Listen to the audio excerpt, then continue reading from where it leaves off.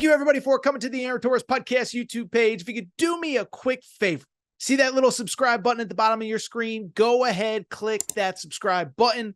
Really does help our channel grow, our audience grow, and I really do appreciate it more than you know. So click that subscribe button. Appreciate your support.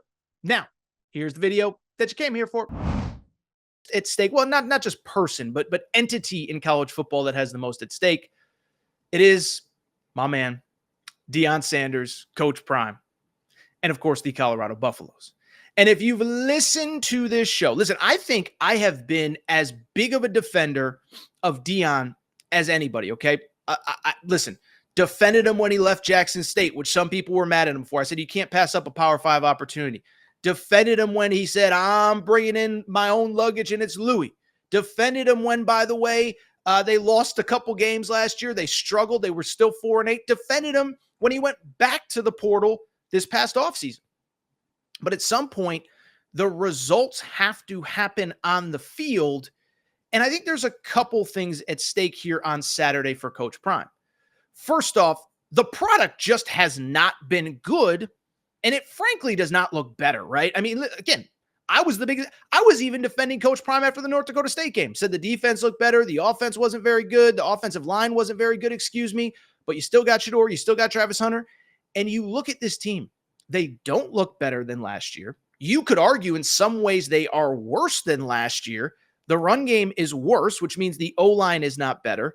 And oh, by the way, on top of that, here's the other variable, is that the defense, which looks improved on paper, isn't really, because we watched that Nebraska game last weekend. It was 28-10, I think was the final score. It wasn't even close. It wasn't even competitive. Nebraska let their foot off the gas.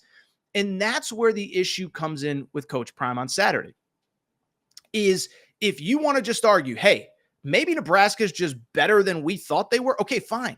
But here's the thing. Matt Rule is also in year 2.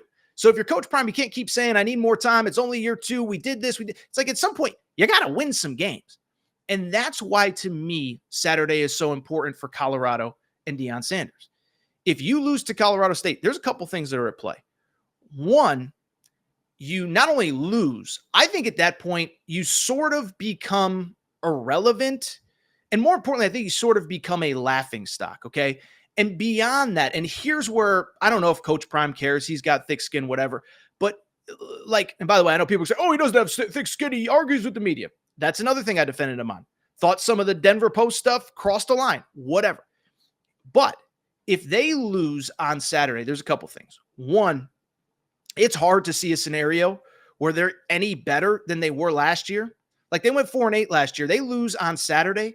Find me 3 more wins on that schedule that you feel really good about Colorado in those games. Even worse, find me 5, because the goal from the beginning was bowl eligibility at minimum. So you lose this game, then the questions start to creep up. Is it really just daddy ball? Is it really just to promote Shedeur and Travis and some of the specific guys on this roster? But here's the other thing that I was thinking about today.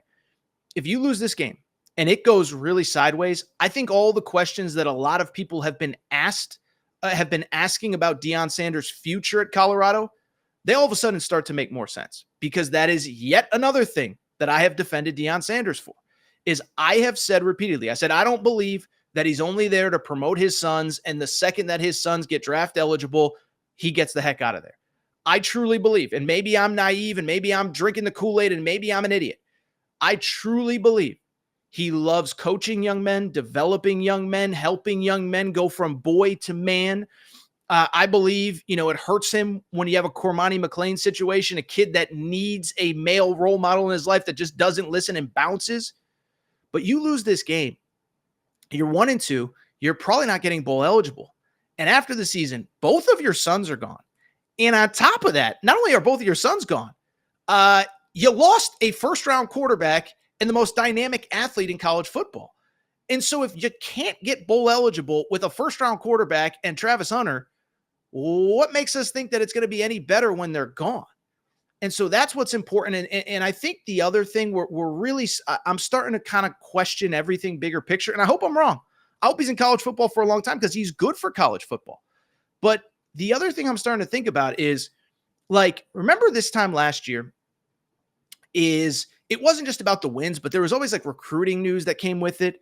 Bryce Underwood, number one quarterback in America, 2025, took a bunch of visits out there. Jordan Seaton obviously visited. There was a moment where I remember Ryan Wingo, who's now at Texas, we thought he was going to go visit. Cam Coleman, who's now with producer Matt's Auburn Tigers, we thought was going to go visit.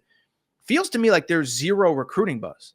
So that's on top of everything else. And last year, it was all new, but Coach Prime made it very clear, I have a plan. We're going to have this many high school kids, this many transfers, this many grad transfers. Now it just feels like, who are they even recruiting? Like who are the 5 stars, the difference makers that are going to be on campus anytime in the future?